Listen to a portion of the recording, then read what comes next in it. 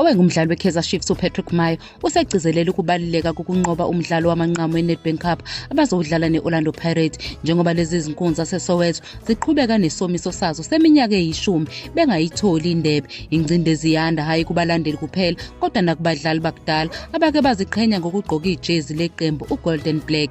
uMayo wajabulela impumelelo enkulu ngesikhathi eseNatural ukholelwa ukuthi ukuphakamisa indebe kubalulekile ekuhlonipheni nasekuziphatheni kweqembu njengoba umdlalo wamanqamu uzokuba mhla ka-10 kuMeyi eThekwini ubheka njengethuba elihle lokuthi Chiefs ivale imilomo yabagxekayo futhi igweme ukuba inhlekisa ebholeni laseNingizimu Afrika.